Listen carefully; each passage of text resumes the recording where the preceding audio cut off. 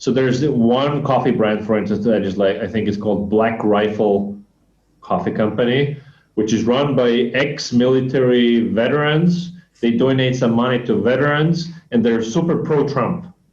So, and that is a key to a successful brand, is that you appeal to a specific segment on their values, what they believe in, and you repel others in the same way. So if you're anti-Trump, like me, you're like, fucking hell, I'm never buying this coffee, even though the beans might be great, right?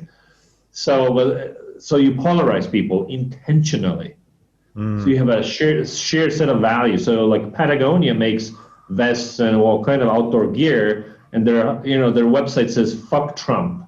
Right. The reason I buy Patagonia gear, obviously, it's great. I buy it also because I believe in sustainability, and I want to help fight global warming, and all these other reasons. And I hate Trump. I buy Patagonia because when I wear Patagonia now, that says something about who I am. Right. Mm-hmm. If we talk about factually, like the fabrics they use, the designs, I'm sure like North Face or whatever has similar stuff. Right. Mm-hmm. So it's not objectively better. It's just I buy into the narrative about who I am and who they are. And in B2B, you can do similar things,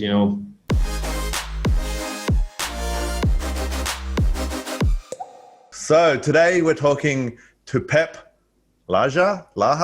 How do you say your last name? Laja. Peep Laja. He's a marketer and he's a conversion expert. He's the founder of conversionxl.com, which has now been changed to cxl.com. Is that right? Yeah, but I had met you all those times ago when it was conversionxl.com. You have an agency. You have a training arm, which is called the CXL Institute. You've just launched a new company for copywriting and for copy testing that we'll come to a bit later. And another company called Adept. And what's Adept? Because I saw on your site that there's this other company called Adept, which I haven't been seeing you really promote much. Well, it doesn't exist really yet. We're building it. You're building it. Yeah. We're if everything goes well, we're going to launch it next spring. Basically, a new take on what online learning might look like. Okay, cool. And so we'll come back to online learning as well a bit later too. And I remember that I met Pep at a conference, the Which Test One conference in Austin, Texas, and he had a booth there and he was doing some free conversion reviews. So I figured I'll sit down and see what these guys in America have to talk about. And within about 15 minutes, I was like, what's that on your screen? You're like, oh, that's a course that I'm about to launch. I'm like, hey, could I just buy it now? And you're like, but like it's not ready yet. But somehow I convinced you. I purchased that course, and that was the first ConversionXL conversion training. Is that right? This is like 5, 6, 7 years ago. It was fantastic. 2014 or something, yeah. 2014. That was the first time I'd met you. And I remember how direct you were and how straight up and no fluff. That's how I roll. Not everybody can, roll with the punches, but some people appreciate it. Well, I appreciated it. And you seem to have a pretty strong knowledge around conversion optimization. I mean, that's kind of how I met you. And that's kind of how you started in this whole thing, isn't it? Because, I mean... Yeah. I mean, I was determined to become the number one conversion person in the world by reputation and skill both. Although that's now in my past because because you've achieved it? Now. Sorry? Because what? I mean, I got just tired of being I got tired of it. And also then by adding new companies in, I had to move from a role of, let's say, consultant expert into a CEO role, a business person. So I haven't been practicing CRO, actively for a couple of years now. I mean, obviously on my own new startup stuff, but yeah. So let's talk about the ConversionXL blog, right? Because, yes, when did you start that?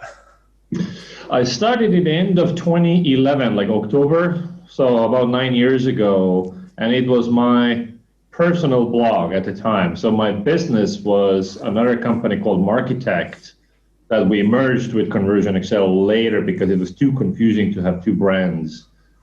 But yeah, so it was me, and I was doing data-driven blog post writing. Mm-hmm. And how long did it take you to get to being the top conversion site in the world? Because you achieved that within a few years, right? I think so. Well, I mean, it depends on how we measure it, but in terms of traffic, we became pretty big, pretty fast. I think we had like 100,000 monthly within a year. Within a year? Mm-hmm. And how did you do that? Because we had some posts that went massively viral. So it wasn't all SEO traffic. It was like we were number one on Hacker News a few times, which, sends you 100,000 per hour. And then Tim Ferriss tweeted some of our articles, and that, again, took my blog down. And so, we got also lucky, but I also, worked my ass off writing those posts. So what was your approach to that? Because obviously there was already like a bunch of conversion content out there, and somehow you came out. Well, the year was 2011, so the competition was much lower than what it is today. And not just in the CRO space, but how any business blog was being written. Back then, the typical blog post was 300 to 500 words, zero links. And people were claiming all sorts of truths without backing it up with evidence. And so before I launched the blog, basically I did this competitive analysis of like what are all these blogs out there and what are they doing and how can I fit in and stand out really, because it's it's about being an upstart and you want to make your mark. And then I chose the strategies like I only write long form posts. And back then I stumbled upon this study that if your blog post is at least 2,000 words, it gets more social media shares, more backlinks, and so on. So I set myself a standard 2,000 word minimum. And then also like every claim I make is backed up by proof, linking to a study or, something like this. And also I had set an internal standard that every post I write needs to be the best post ever written about this specific topic. So my very first post out of the gate was about pricing experiments, and that when Hacker News #1 and so on, Tim Ferriss tweeted it. Yeah. So you found a formula, and then you're like, "Wow, I got something now," and you replicated that. Is that right? We replicated it, and not every post goes viral, but basically they were good and they stood out because they were obviously clearly better than alternative. I don't remember exactly who had a CRO blog back then. Not very many people. I think Invest had a blog and maybe Wider Funnel had something. But I don't think they're even now taking blogging seriously. In terms of CRO, there wasn't much competition. Obviously, other blogs also wrote about conversion optimization, but within 3 years, basically any CRO term you would Google, we would have a blog post ranking for it in the top 3 at least. And so you had the agency before starting the blog, or that started after the blog? Because they started at the same time. I basically, So I was famous in Estonia, and so I had my own Estonian marketing blog that was generating leads, and then I set up the agency to actually do stuff for them, and then I had reached what I thought was like peak Estonia. Like I can't get any bigger. Estonia is a very small country. It's like 1.3 million people. So I started my English language blog to build my personal brand and also to prove myself that I can do it in a global setting. And then over time, started also getting leads from American companies. Then I funneled those to my Estonian agency. But confusion today, it's Conversion Excel, but now it's Markitect, what that agency was called. And it was confusing, and so we ended up merging them, basically. Yeah, sure. And so that blog essentially helped you to break into the US market, because it's a pretty hard market to break into and to break into effectively, isn't it? Right. Yeah. I mean, I think online, there are no country borders. So English language is, is a country on the internet, right? Yeah. Some spelling differences with those Z's and S's. But otherwise, well, for sure. Yeah. So we built the business on content marketing on blog. Because I wasn't really, I was active on social too, but it's not like LinkedIn today. I mean, I was on Twitter and stuff. But blogging built the business.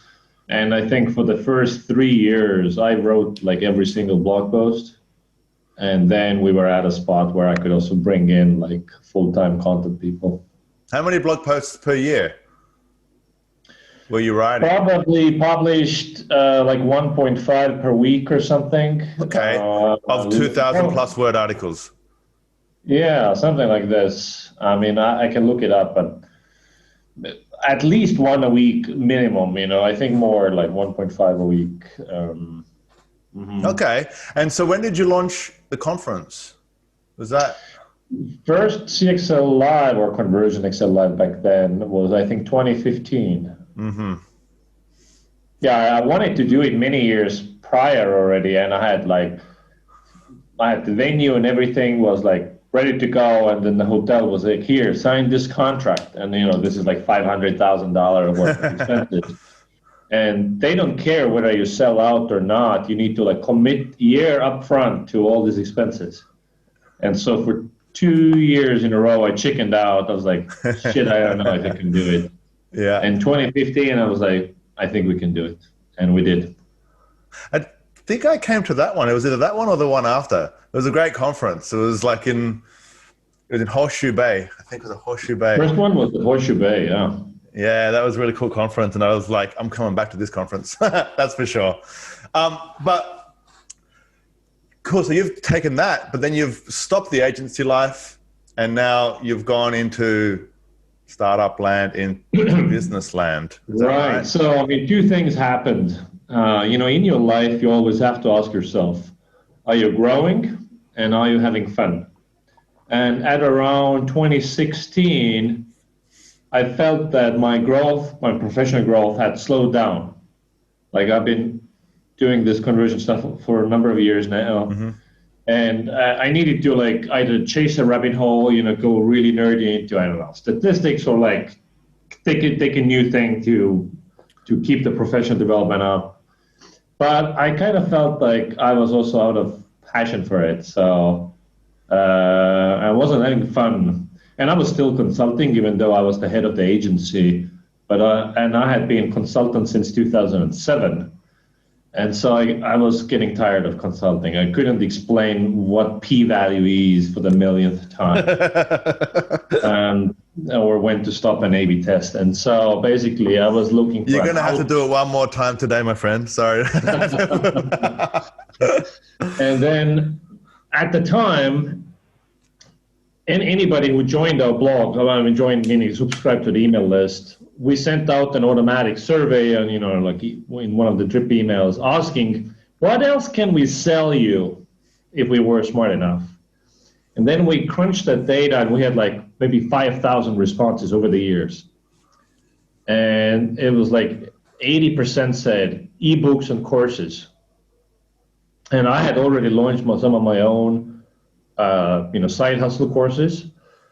But then I thought, hey, our agency is so expensive, 99% of the email list subscribers can never afford us, or they don't have the traffic to run A/B tests. How about we monetize those people by selling them content?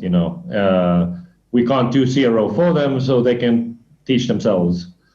And then basically the idea came to build CXL Institute, and I decided I'm going to run that unit, and I'm going to pull myself out of the agency, combining me, not growing and not having fun anymore, with a new challenge that was exciting, new growth.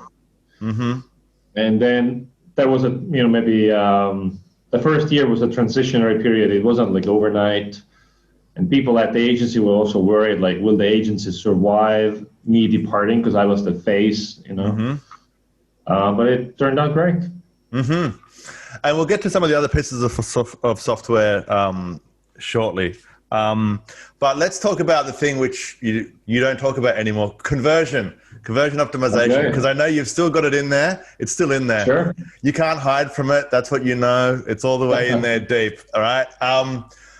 What would you say, let's start simple, yeah? The most important things to understand to improve the performance of a website. What are the most important things to understand?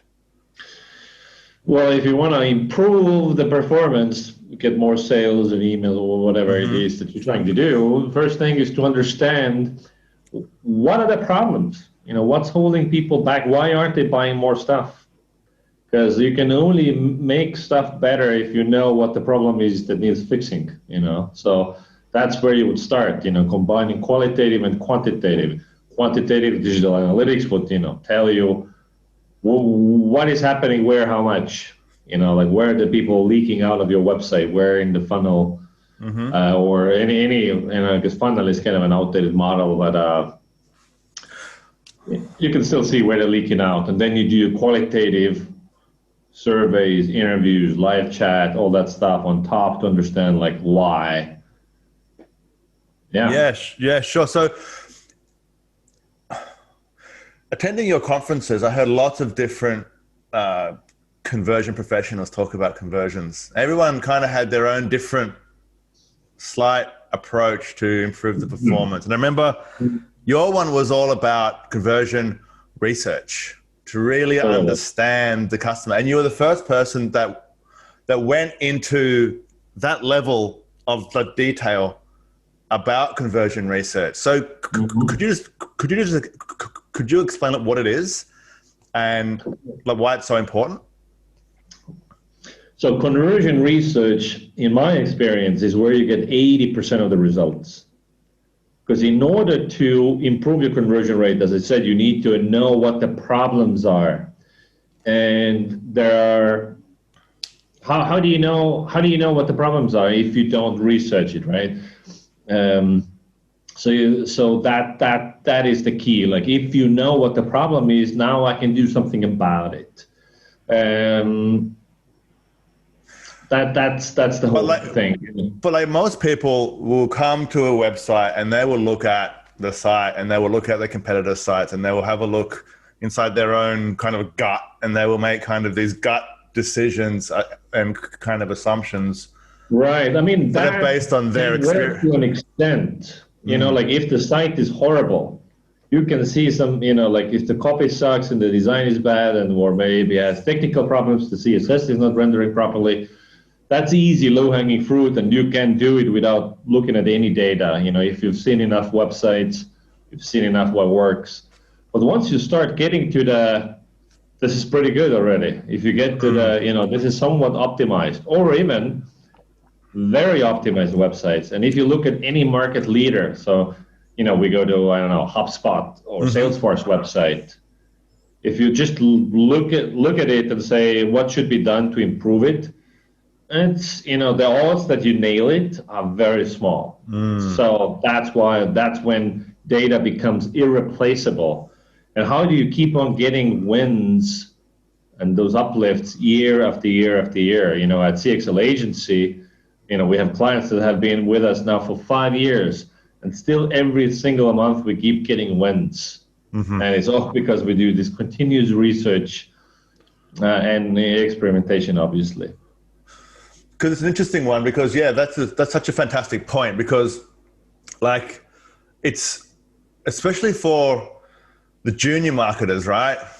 They are kind of fantastic at taking something that looks terrible and making it kind of okay, right? Like, that's easy to do because of all the courses that you learn, right? Like, and attend, right? Like, a course is enough to show you the things which will kind of take something that's completely horrible and make it just not, so it can perform. Right. But it is really, really hard to take something that is working and improve it because you can't just change the picture or the button color or the button or whatever, right? It's so much more psychological than that.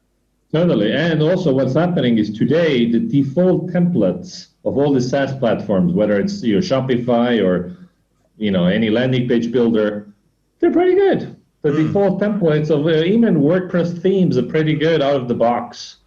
So it's like just eyeballing it to see how to improve it is getting harder, and hence again, we need to turn to data to discover what keeps people from buying. And sometimes you just can't look at it. So here's a particular case where we had a customer, e-commerce, the cart page. So they add product to the cart, go to the cart page. The cart page has a massive abandonment rate. I think like maybe only 10% proceeded to the checkout. Typically it's like more like 50%. And we look at the page, like what the hell is wrong with it? It seems pretty standard. And then we put a survey or like a poll on that page asking, hey, what's holding you back from completing this purchase? And like 90% of people said shipping costs. And when you look at the page, and you evaluate the layout and the copy, you would never think about it. And yes, the shipping costs were expensive, especially they were selling like kitchen stuff, like forks and knives and pans. It's like fork, $2, shipping, $12 or something. It was out of proportion. Yeah. And so once the business knew that is the problem, it's not a conversion problem; it's a business problem. I think they changed their fulfillment provider to get better rates. So how many times is a conversion problem actually a business problem, but you think it's a conversion problem? Right. I mean, frankly, if your product sucks ass and you have terrible reviews about it everywhere, there's very little you can do, So, I mean, product is not anything that CRO controls. Or if the damn thing is overpriced, if it's overpriced compared to the competition, like especially if it's a kind of a commodity product. So let's say web conferencing tools. Let's say there's another new WebEx Zoom like tool coming out that does exactly the same things. Oh, it's crystal clear video and whatever, and it's like $100 a month per user, like considerably more expensive. Now, do you see a row on it to improve the conversion rate? Like you can't, because it has no differentiation, which is a business problem, and it's overpriced, which is a business problem. So of course, the role of a CRO in this situation is to say that, hey, this is the problem, and you can bring the data. You can survey the audience. You can, provide qualitative data. 95% of people we talk to, they say they don't buy because of the price, and they don't get how you're different or better. Yeah, sure. So sometimes, yeah. So outside of the business problems, then what are the things that conversion research should find? So what are some of the things which you're looking for? Like assuming that the product is good, that the reviews are good, that everything seems to be good in terms of the product, and it's the marketing now.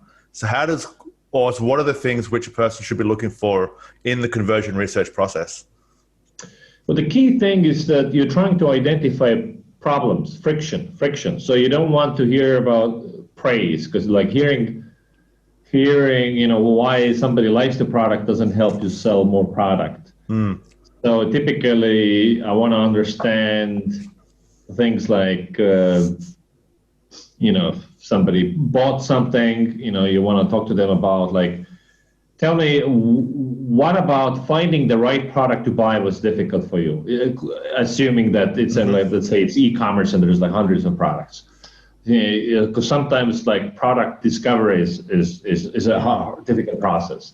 Then you want to understand, was there something, or what was something that almost stopped you from buying? Again, friction.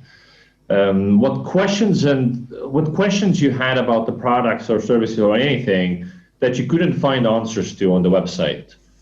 And sometimes the answers are there, they're just, hidden or on the FAQ page that nobody ever visits, or, things like that. So you want to understand what the issues are.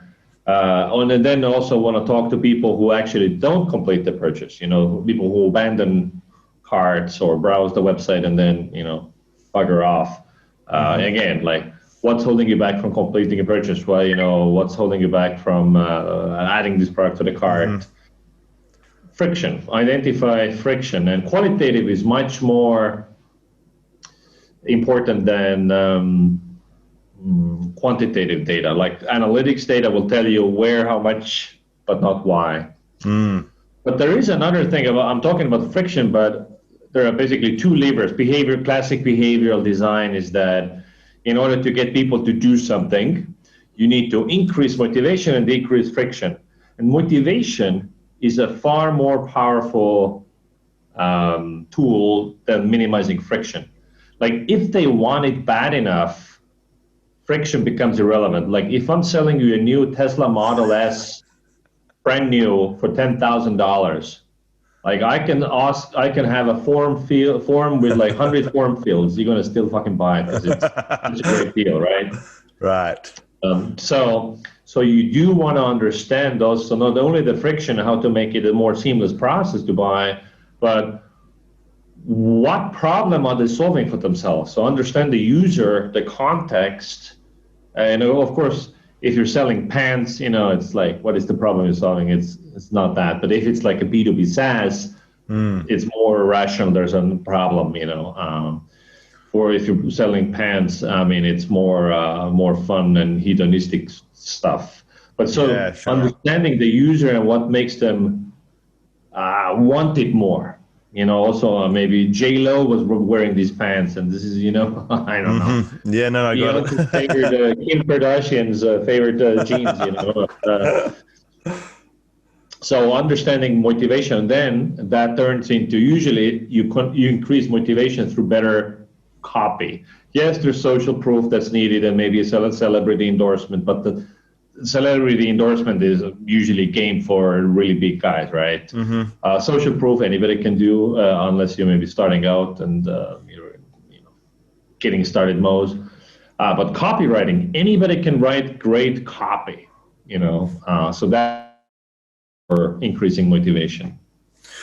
Thanks, Pep. So it's cool. So there's two, so just to summarize, there are two things that we're looking for in conversion research is to reduce friction and to increase the motivation, right? They're the two things, right? But how do you approach actually acquiring this information? So where do you get this qualitative data about friction and motivation? Yes. The easiest thing to start is with your actual customers. So you need to talk to them. So either through a survey, which scales really easily because it's automated. So typically you want to send out the survey after they buy something. So when they still freshly remember their purchasing experience. When you survey somebody, I mean, a year after they bought something, they've already forgotten the details. But so you want to ask either on the thank you page, like, hey, we'll give you whatever, a $20 gift card if you fill out the survey. Some incentive is always helpful. Or you do it over email. You say, thank you, we got your order. And then a separate email is like, you ask them. Of course, the response rate is going to be low. You get 2 to 4%, 5% if you're good. The incentive matters a lot.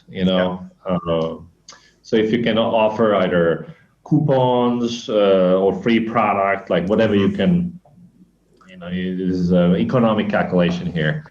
Yep. And then so on the survey, you want to ask open-ended questions, not multiple choice, because if you're asking multiple choice, you assume you already know what the problems are. Like, which of the following were the problems? Bum, bum, bum, bum. Like then you're not opening yourself up to problem discovery. I usually ask around 7-8 questions, which is a great happy medium between, if it's more than 10, response rate goes down, suffers. If it's only 2 or 3 questions, you just don't get enough valuable data. Yeah. So 7-ish is like a happy medium that I found. And so survey questions. You were like, what doubts and hesitations you had before making a purchase? What questions you had about the products that you couldn't find answers to, or what almost stopped you from making the purchase? what about finding the right product was difficult? Things like that. Also, like, what problem were you solving for yourself? If demographic information is important for some reason, you can ask that, but typically I skip it unless it matters how men or women answer separately.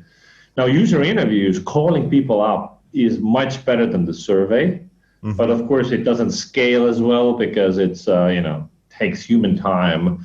But I would definitely recommend doing at least some surveys, and then even make it a compulsory for a team that every week you need to talk to at least 2 customers, 3 customers, so they would have a finger on their pulse. And then so that's customer part, and then the people who actually don't go through with their purchase, the easiest thing you can do is put one of those polls on key pages. So let's say Google Analytics tells you that not enough people add products to cart on the product page, assuming it's e-commerce.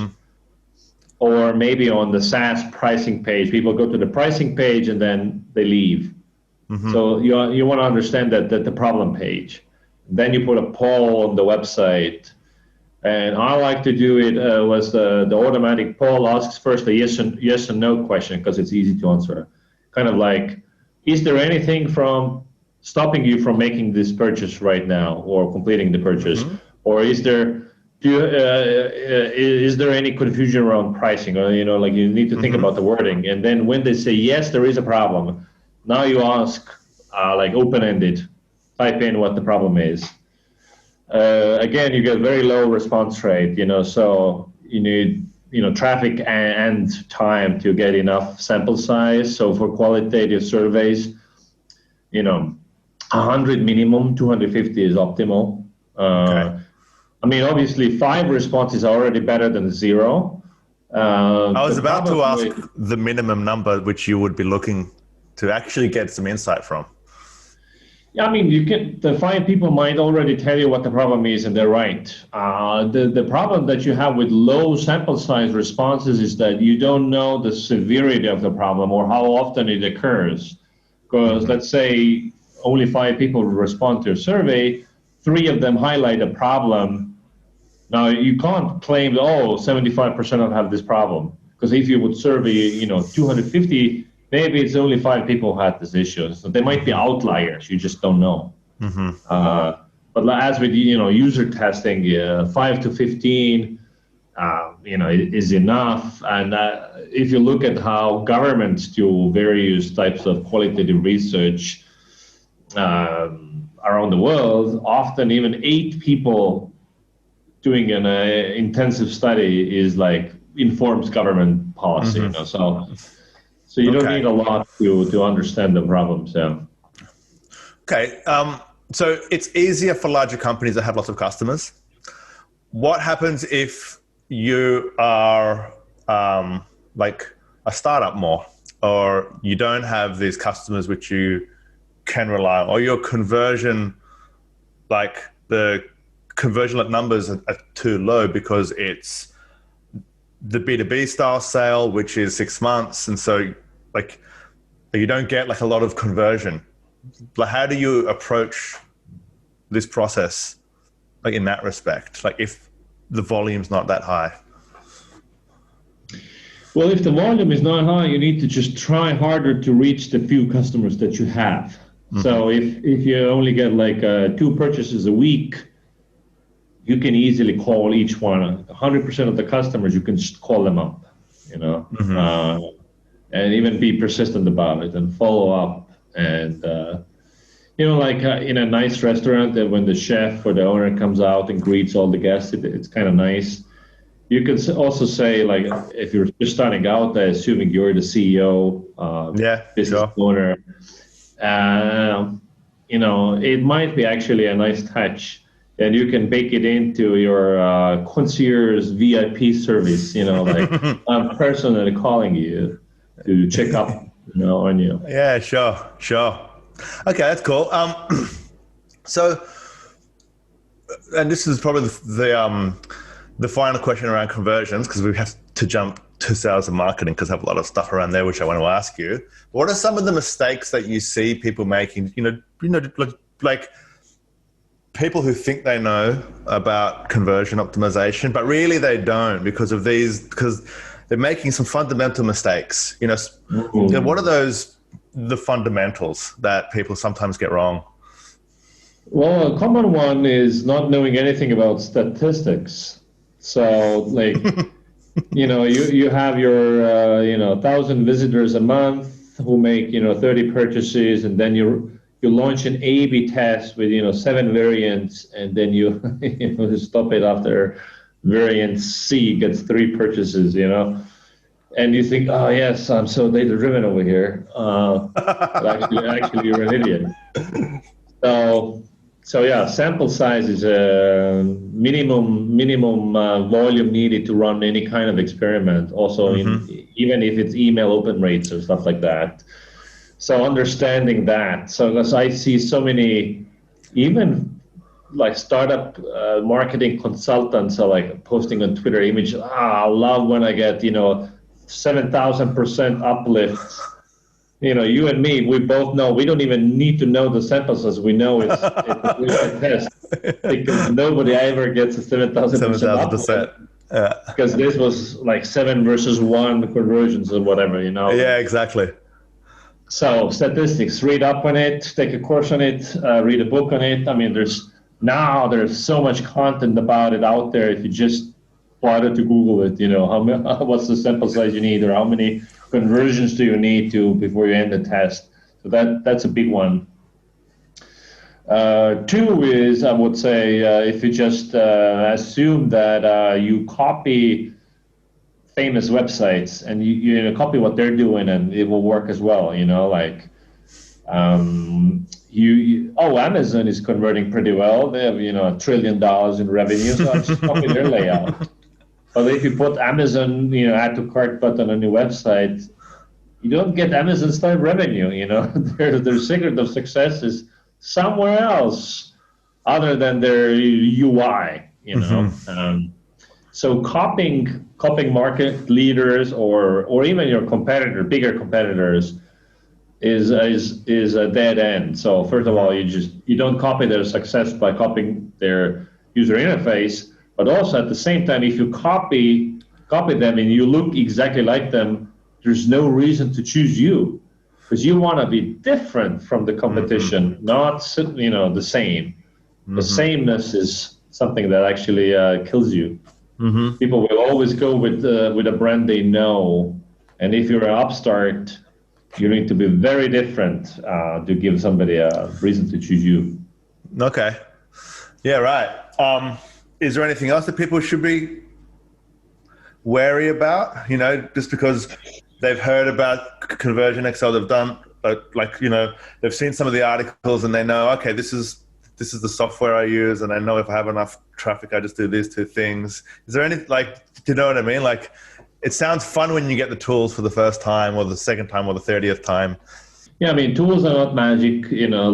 Using fancy, expensive tools is not giving you better results. You paying $100,000 for Optimize, it does not give you better A/B testing results compared to Optimize, which is free. Yeah, okay. Tool is not magic. Tool is a tool. Your brain is where the results happen. You need to know the tool. So forget about that. And then also, I guess some people are looking for that magic formula, maybe there's this magic layout, the magic structure to my page that converts the best. And while there are some best practices, there's no magic, And best practices is basically your first hypothesis that you put out there. And you should optimize from there. It's not like best practice is the end. It's where you start. Yeah, cool. And I'm not going to ask you about the p-value. Anyone that's interested, can look online. Appreciate it. Cool. Let's jump to sales and marketing now, because you've moved from a conversion expert, conversion consultant, conversion speaker, conversion trainer to entrepreneur, to founder, to marketer, to salesperson, to every part of that role. Right. Yeah. How is that transition? Just going from just knowing about this one part, across all the marketing, right? But this really important part that is fantastic for high traffic websites, it's worth a lot of money, to now starting a business with this information in hand. Like, how is that transition? Well, it's both easy and hard. It's fun because you're always learning, new challenges, new things to learn about. So that's all great. But also identity problems like, well, who am I now? How do I position myself? Or even in social media, it's like, what do I now talk about? Because you don't want to be all over the place. And also like, what skills do I start developing now? Like, because if you're focused, it's easy, If you're like broad, it's like, I don't know, like, should I learn about managing a team or finance or, like anything, it could be anything. So that identity crisis was, it was affecting me. Also, like, people were inviting me to conferences, and I was like, I don't want to talk about conversion stuff anymore. But like, and they said, okay, sure. Well, so what would you talk about? I'm like, I don't know. Actually, good question. Good question. Have you found that answer yet or not? Have you found that answer? I mean, I'm much more comfortable in because I've been now out of I took off the CRO hat literally 4 years ago now, 2016. And so obviously I'm much more clear about my identity and who I am and what am I doing, and also in terms of my learning. There are certain areas that I'm now just enjoying geeking out about much more than others, and these are strategy, differentiation, and brand. And they're all super interlinked, and so I truly enjoy geeking out about this stuff and reading and also writing about this stuff. And this year, after multiple years of hiatus, I'm back at the conference scene, virtual this year, obviously. But I'm speaking about differentiation now.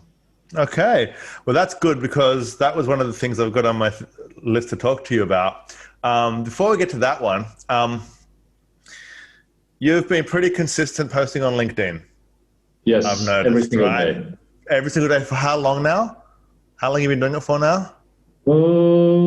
I think I decided to become consistent last fall, maybe a year ago.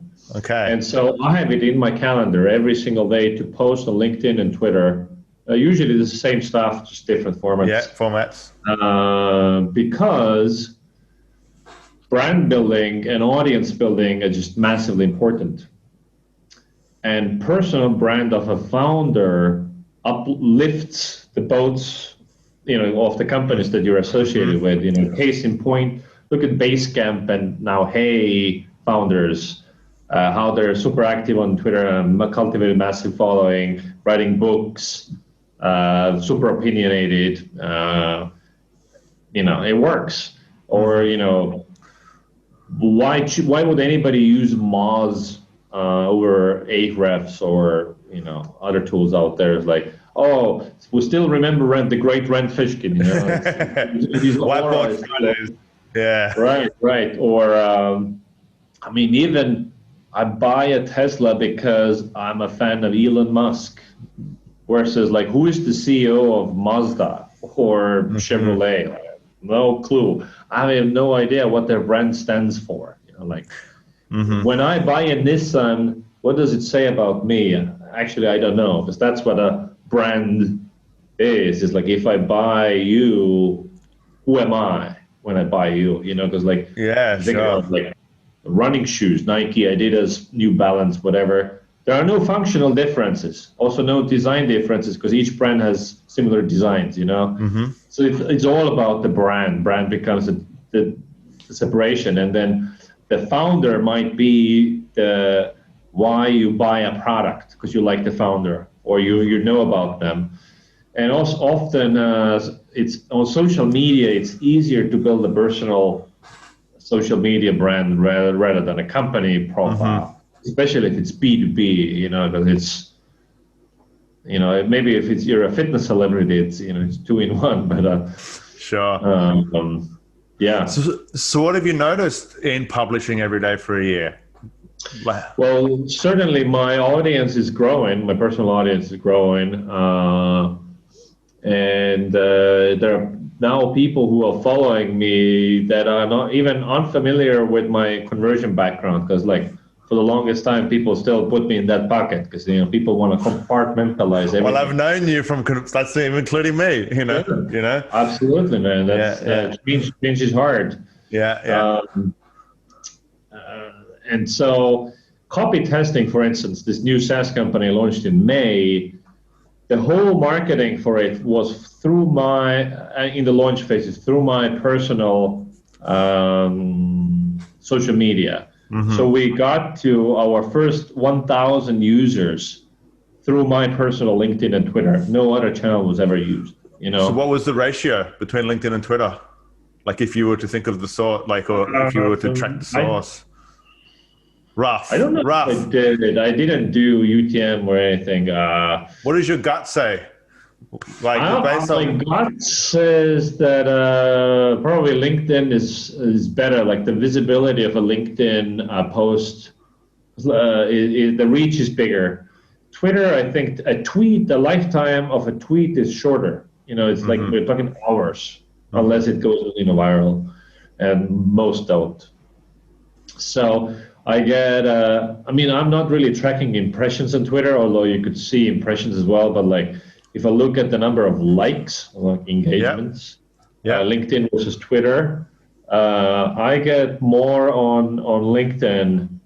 Also, and my LinkedIn, the number of followers I have on LinkedIn is actually much lower compared to my Twitter. And Twitter, I have just under 40,000, 38 something thousand. On LinkedIn, I'm actually not sure how many I have. I think you just got over 20,000. I think I saw something like this, yeah. So considering the number of followers versus likes, I think LinkedIn gives you a better reach. And also LinkedIn has serves those stats, like how many people have seen it. Obviously, it doesn't mean that they actually saw it, but which companies as well, which positions as well. It shows you the kind of people that are looking at it too. Yeah, I was asking that because I've been seeing a lot more attention being put onto LinkedIn, and I've been seeing a lot more, not too many people, but a fair few more people sharing thoughts, sharing ideas, sharing conversation starters. How do you get your ideas to write every single day, something every single day? Well, since I know I need to post every single day, I'm actively on the lookout. Somebody asked me a question at work, like one of my colleagues, and I, give them a rant. I'm like, oh, that's actually a good topic. Or rants are always good topic. When someone says something like, I didn't even know I cared that much. Let me write this down now. Exactly. That's a good indication. Or, you tell somebody a story about your past. In 2017, I went to this conference and this guy said this, and then we got into a fight. And it's like, oh, that's a good story, actually. So that's one. Two is, well, some people are natural, original thinkers. Just get a bunch of ideas, and maybe they have the luxury of having time to think. Because if you're always working, it doesn't just come to you. So my wife is an original thinker. She always has amazing ideas. I'm like, can I tweet that? I'm not that. So my brain, the way it works is like I need to synthesize different ideas. So I need to feed my brain. And the way I do it is I'm always reading paper books or Kindle more these days. Yeah. Always listening to audiobooks, podcasts when I'm driving. These days with COVID, much less than I used to. I'm an avid lifter, lifting weights. So when I'm lifting, put on a podcast, put on an audiobook. So always feeding my brain, and then you put two and two together. Oh, that guy said something in that blog post, which happened to me last week at work, and then I read about it in this blog post, and it's like that, sparks an insight. Yes. And then, I send myself Slack messages, like my personal, I DM myself so I wouldn't forget. Yeah. So I have a library of thoughts. And then every time I need to post, I have a certain time. I usually post when it's like 7 a.m. US Central Time, which is my experimentation shows that that's the best time to post. You get the most reach. So then I go through my, my library of thoughts. Yeah. And also when I'm reading a book or listening to anything, and then somebody says something that immediately is like, whoa, that's brilliant. When I notice myself reacting to an idea, that's a telltale sign that other people will also have a eureka moment. Not everybody, but people, because it's contextual, right? But then I'll write it down. I write down, and then I build a rant on top of that or anything like that. So some days I am also like, okay, I need to post. My library is empty. I have nothing. Then I usually think about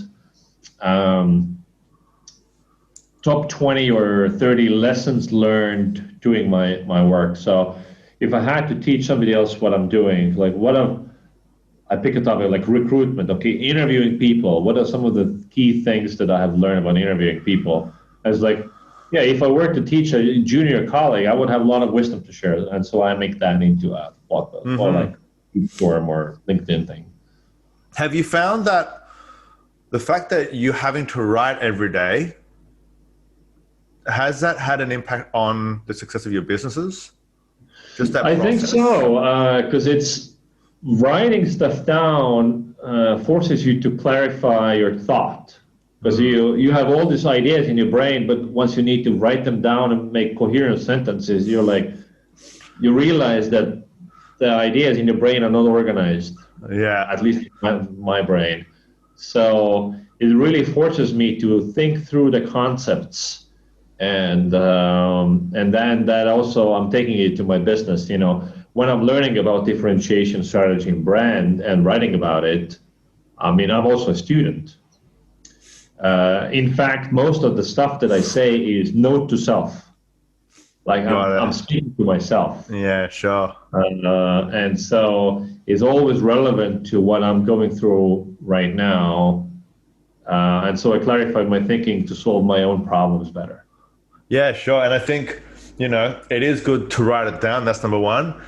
It is different when you're writing it down for 20,000 people to look at and to potentially pull holes in and to really be at a point where you're prepared to stand by this. Right? Like, because there's the other part is like, I'm going to put something out that's going to be maybe controversial because, that's good for personal brand, totally. But it doesn't have to be, but I have to be good at answering it because this has to be right, doesn't it?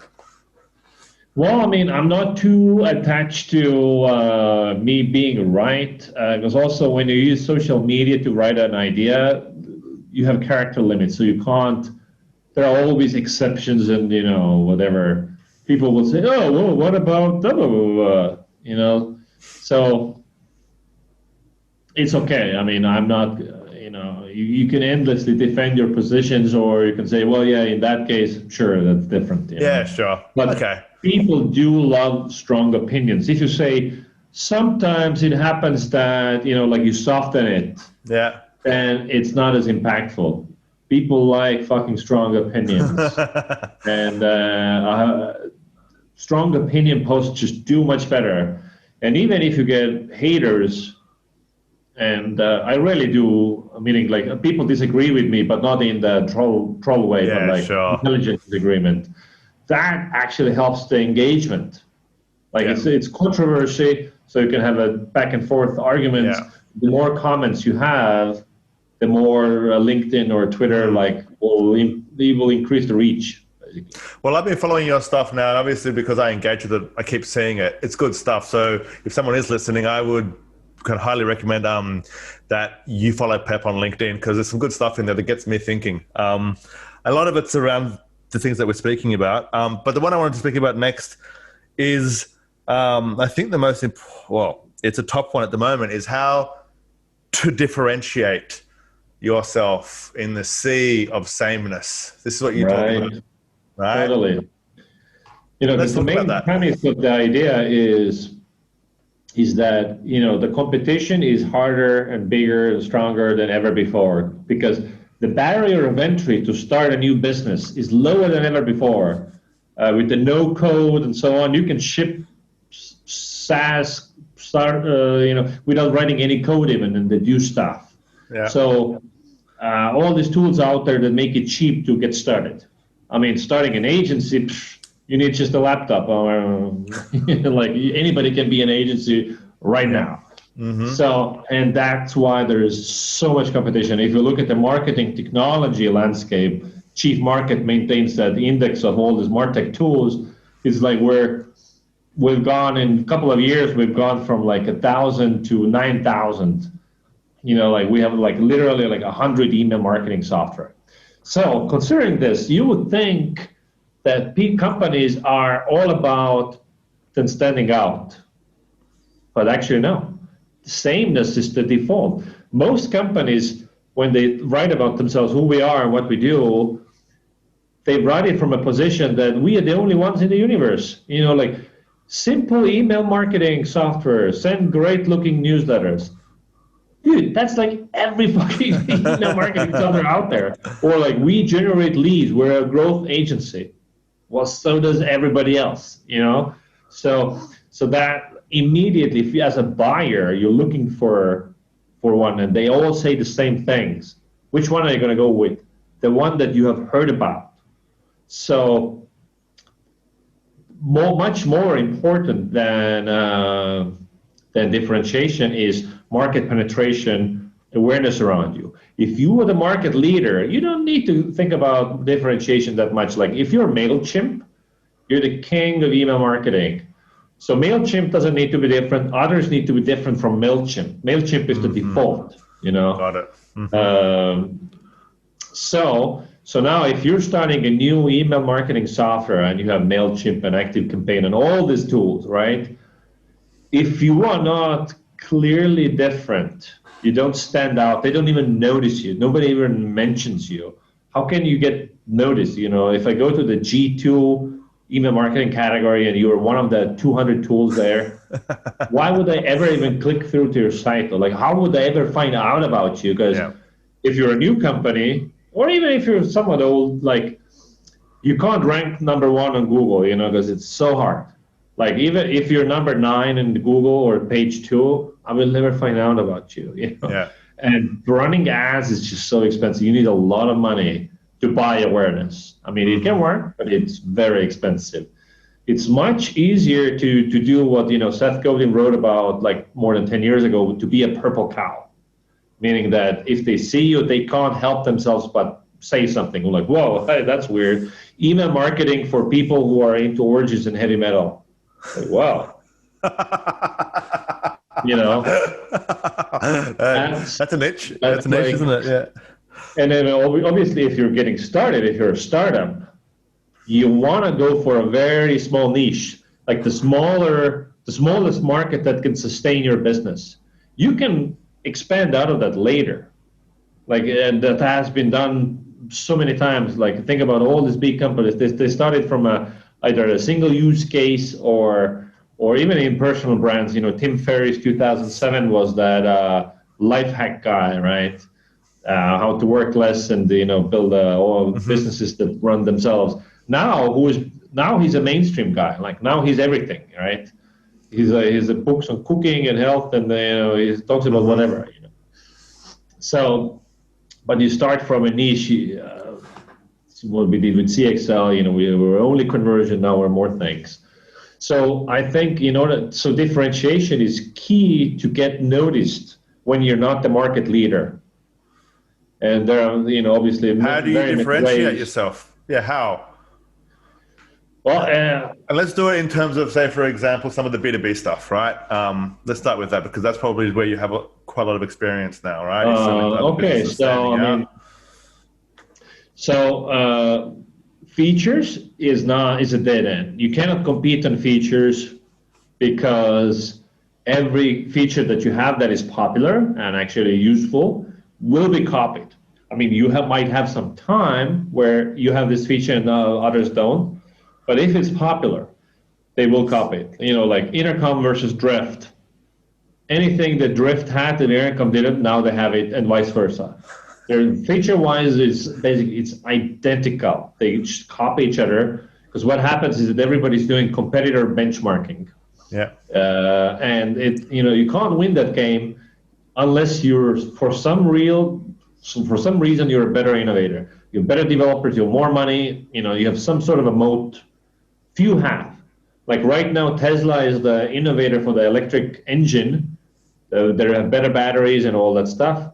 But every single car company is, closing in, right? I think 5 years from now, it's no difference. I mean, everybody has the same technology, so they only have few years of advantage. Maybe they can keep the innovator game up, maybe, but it's very hard, right, to do it over a sustained period of time. So forget features if you're a software company. Even as an agency, like, we do this weird-ass service. I mean, if people want to buy it, every other agency will also start offering it, right? Especially because it's so easy then, isn't it? Because all they have to do is just say it. They just say the same, then sell it, then figure it out. Yeah. They don't even have to build the feature yet. Yeah, exactly. Totally. And so like, really, like, in the end, how can you differentiate? And the big one, the most obvious one is brand. So you could have a brand, which is a reason to buy you, that is soft reasons, the emotion reasons, values-based. So a good example I have is coffee beans, which is a commodity product, right? And you can't compete on features because, like, there are features like, it's picked last month and roasted yesterday, and we ship it to you fresh and all that stuff, but anybody can do it. And now in the US, everybody's doing it. Like, there's heavy competition. So there's one coffee brand, for instance, that I think it's called Black Rifle Coffee Company, which is run by ex-military veterans. They donate some money to veterans, and they're super pro-Trump.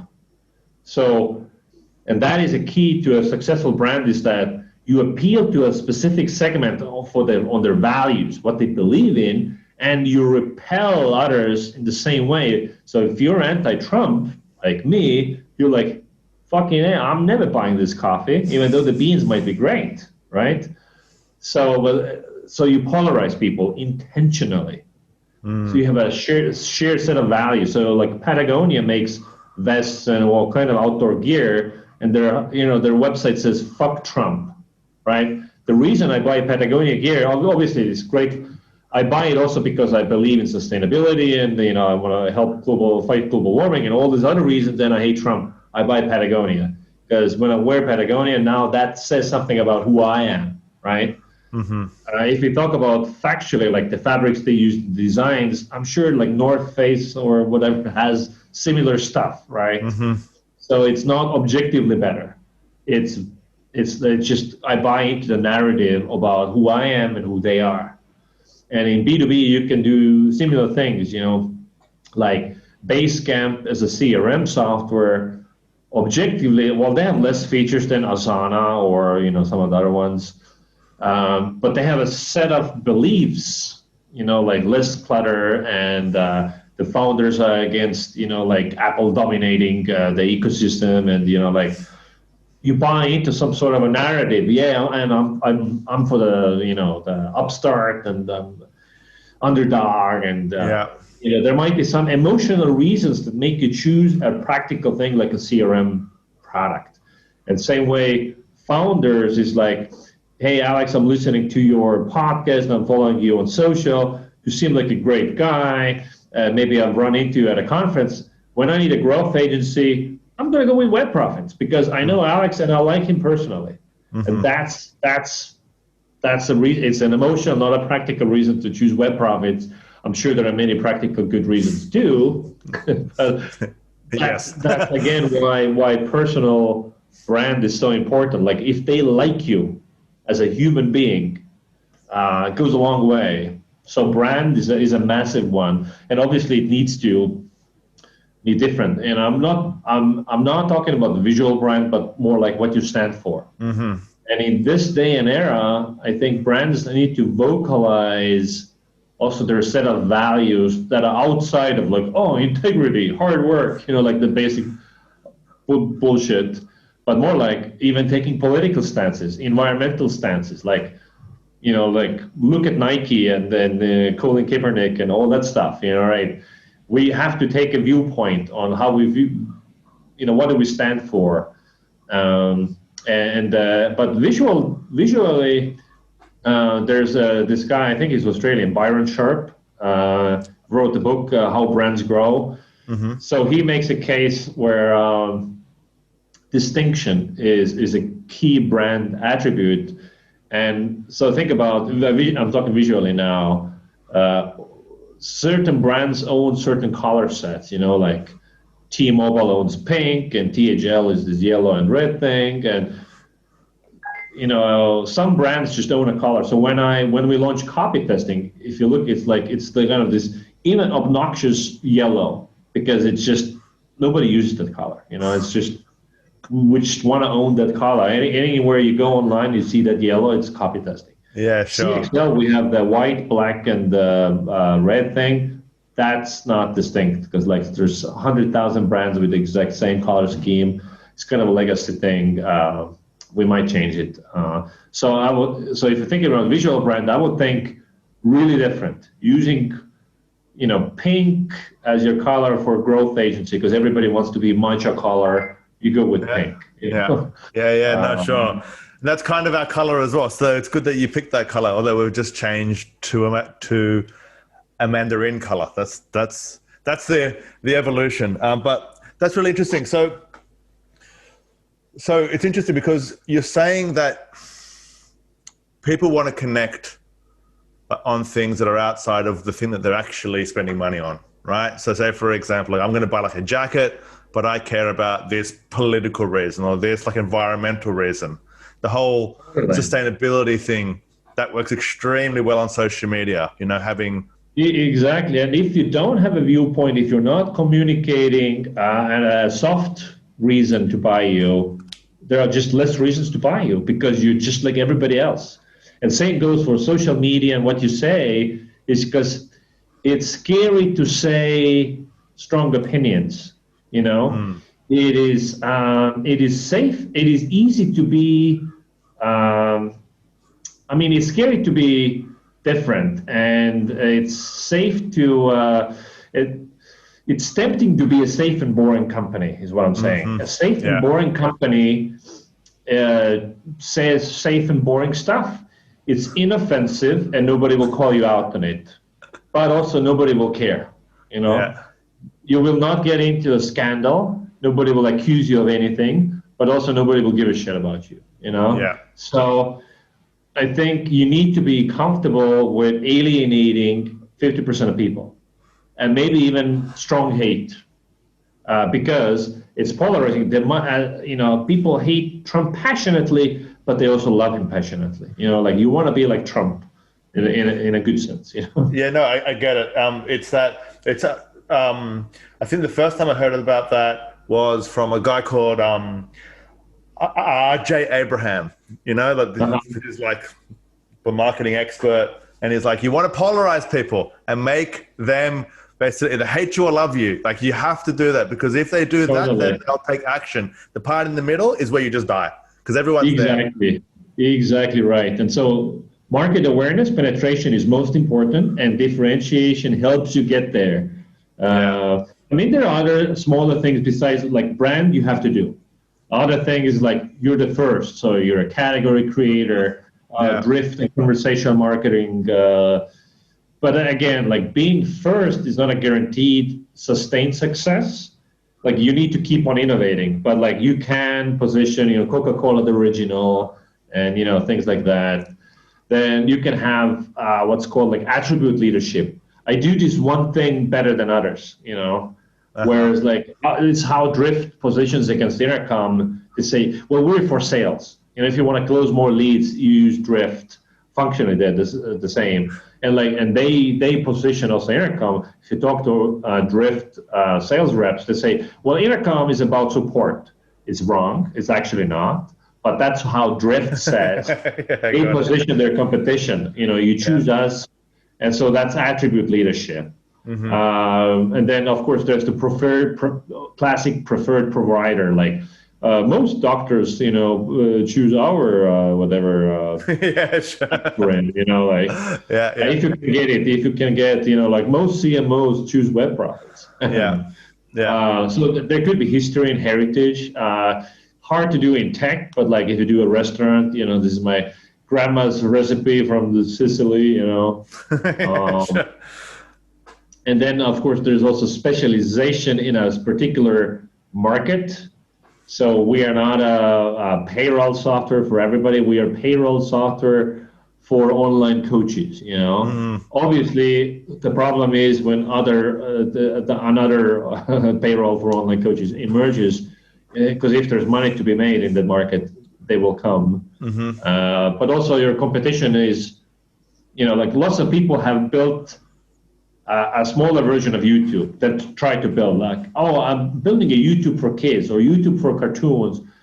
And they all failed because YouTube already was YouTube for cartoons or kids. Sure. I've also seen companies go for Netflix. I think in Asia it was iFlix. And they were like for people who don't have a TV, so optimized for phones and tablets and so on. But like Netflix eviscerated them, so you can have I'm specializing for this target market, but it might not be, the big guy will still eat you alive, Okay, so where does strategy then fit into this? Because that was the third one. We talked about a differentiation and brand, and you said the other thing which you're really passionate about is strategy. How do you define strategy, first of all? Let's start with that, because everyone defines it a bit differently. Strategy is how you win. So strategy answers two key questions. Where you play, and where you play means which market, which segment you're going after. Positioning comes into play here. So where you play and how you win. So if I decide that I'm going for, mid-size finance SaaS companies, that's my market.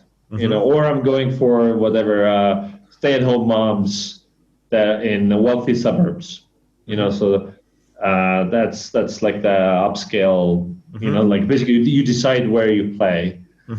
Then you need to evaluate what's going on in terms of to set the strategy for how you win, how you can win in that segment where you choose to, in that arena where you choose to play. And it starts with, basically you need to answer the question, what's going on internally and externally. Internally, well, you can, it doesn't matter where you start. Externally, like who are the competition, what are they doing, how are they positioning themselves, brand audit, which soft values are they saying, also like practical. So you need to know who's out there.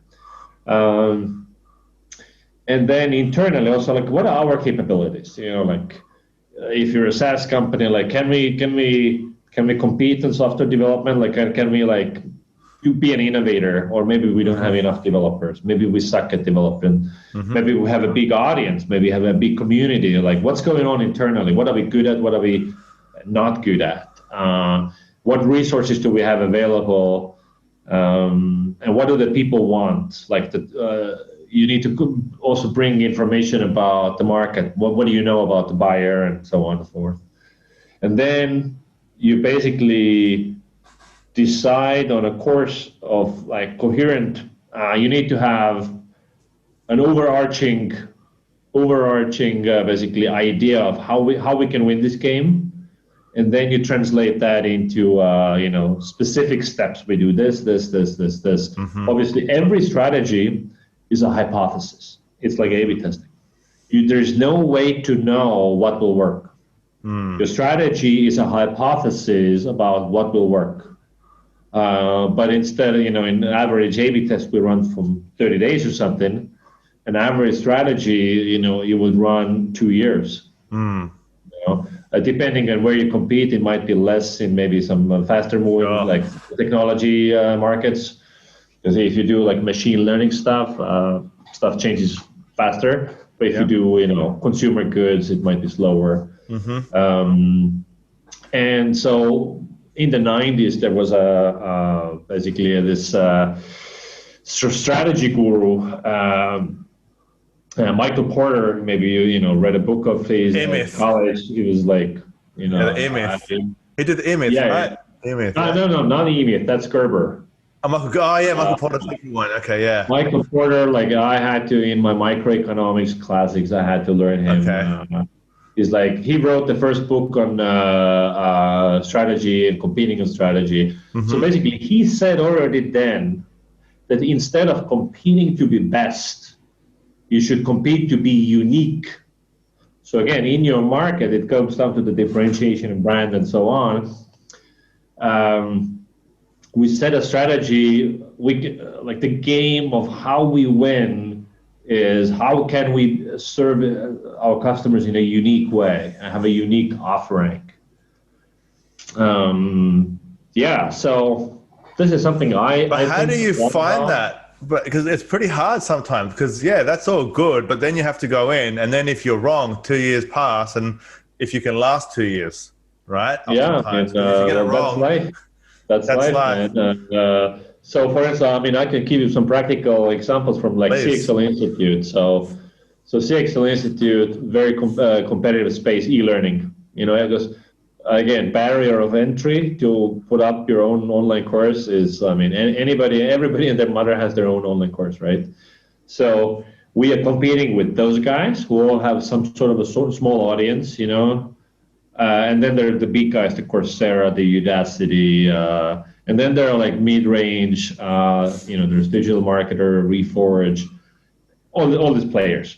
So where do we fit in? LinkedIn Learning is a big one. LinkedIn Learning is releasing 60 new courses per week. 60. Wow.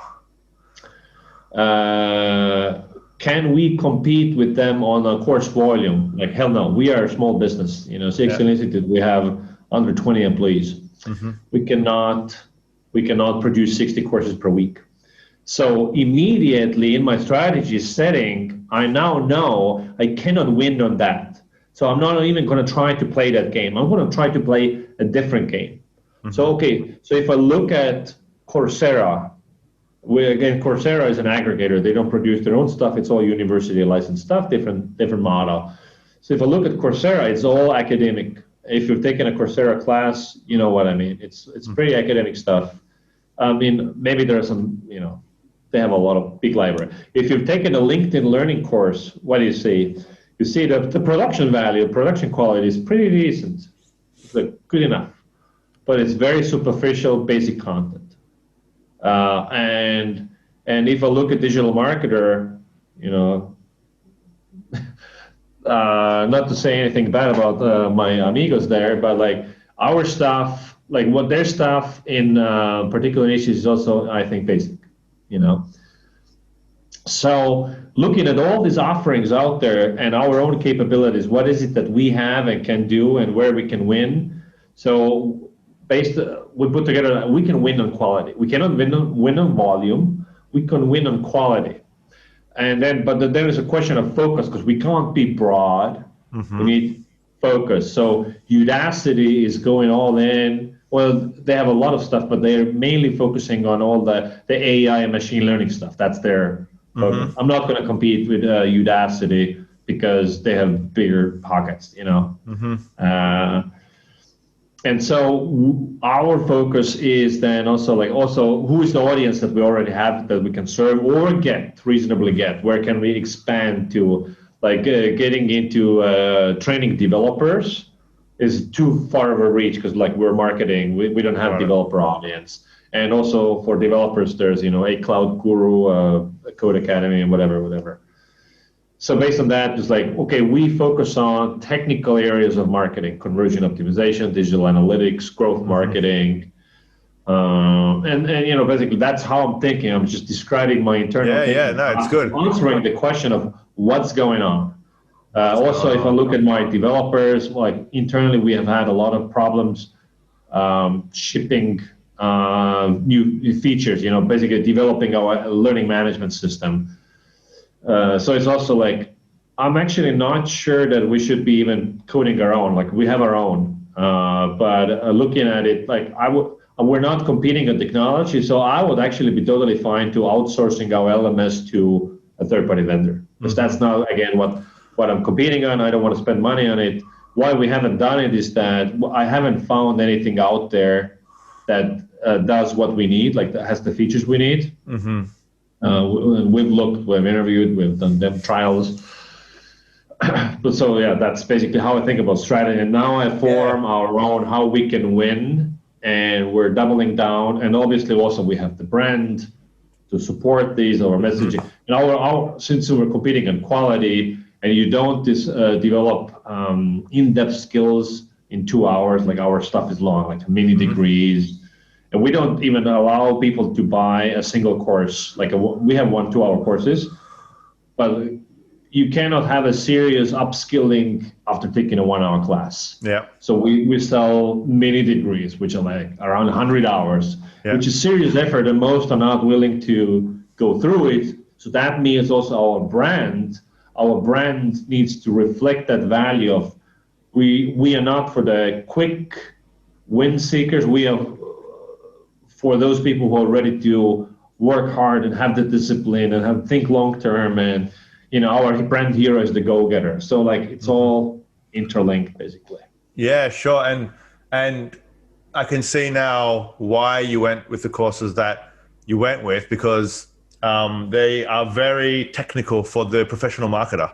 They're not more towards the founder or towards the entrepreneur or the entrepreneur that wants to learn strategies at kind of the basic to intermediate level.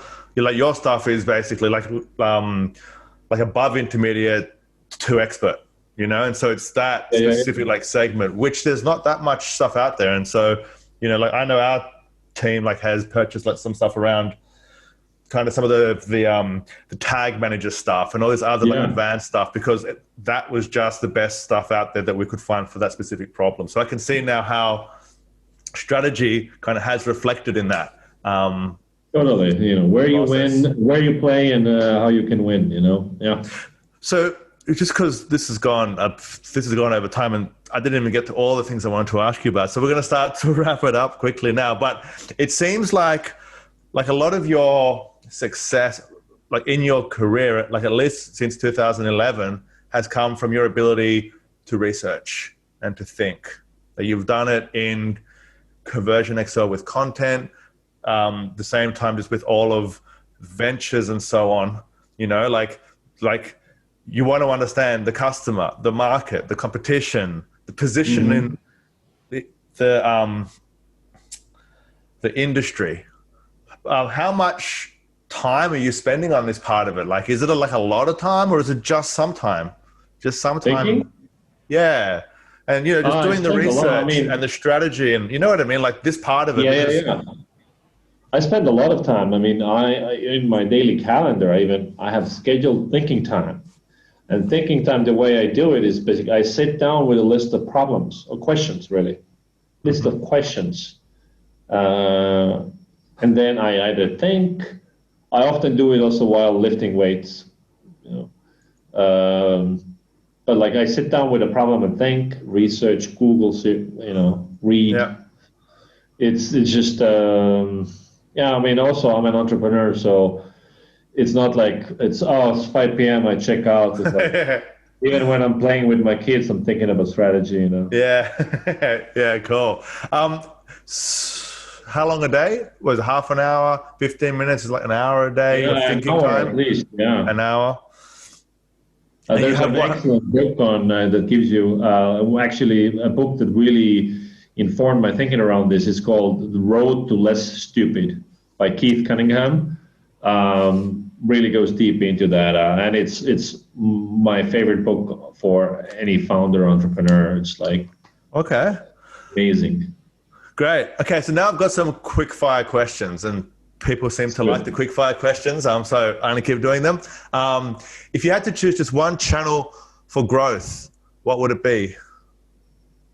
Or tactic? Yes, one channel or tactic. Yeah, up to you. I mean, I default to inbound marketing because it's what I know. But depending on what business you're in, it might. But which part of inbound marketing? Because that's a big area. I mean, which part? Today content, and you repurpose it. You know, it's on YouTube, it's on social, it's on the blog. There's a podcast.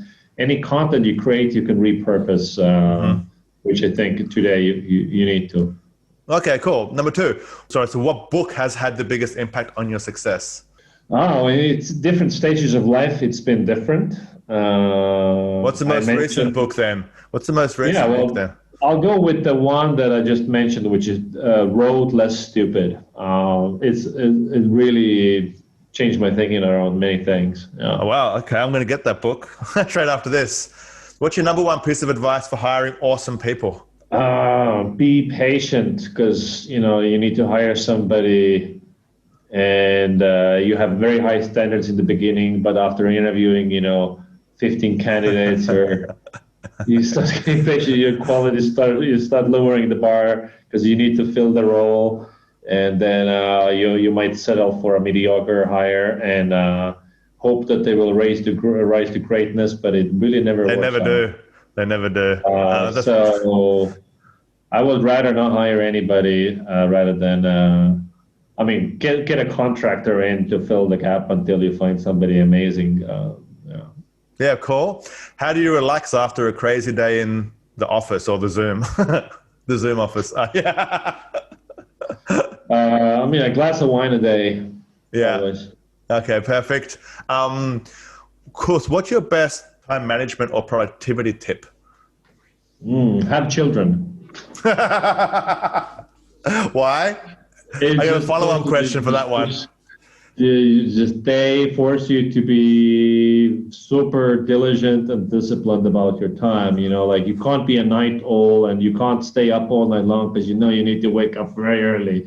Yeah. And so, but basically, discipline around your time, and children will force you to do it whether you want to or not. Exactly. Cool. Okay, what's the most recent piece of business advice that's been helpful to you? Yeah. An idea I think about a lot is don't build a marketing team, build a media company. That's something I think about a lot. Okay. Can I ask a follow-up? What does that mean exactly? So instead of, if you have a marketing, what is the goal of a marketing team? Is to create awareness, right? So what if you're somebody's favorite TV channel, they want to follow you. They want to consume what you're putting out there, which is basically media. Yeah. So you need to think of yourself. We're putting on a show. Being somebody's favorite blog, podcast, YouTube show has a massive value. Got it. And that is the bar that I think about. Like, if you're not somebody's favorite, you're just falling short, and it's pointless, Yeah, sure. So Thanks. Yeah. That's a good one. See, you came up with something good. And then what do you do for fun? Lift weights and drink wine. Cool. Thanks, Pep. Thank you so much for your time. This is such a good chat today. For the people that are listening, if you want them to do one thing, which site should they go to, or which place should they subscribe to you? Follow me on LinkedIn and Twitter. All the good stuff will go there. Yeah, that's fine. That's exactly right. And I see your stuff every day, and it is every day, and I can confirm that. And it's some really good stuff. It's been so much fun speaking with you, and we'll talk again soon, brother. All righty. Thank you. Cheers. See you, Pat. Bye-bye. Thanks for listening to the Growth Manifesto podcast. If you enjoyed this episode, please give us a 5-star rating on iTunes. For more episodes, please visit growthmanifesto.com/podcast. And if you need help driving growth for your company, please get in touch with us at webprofits.io.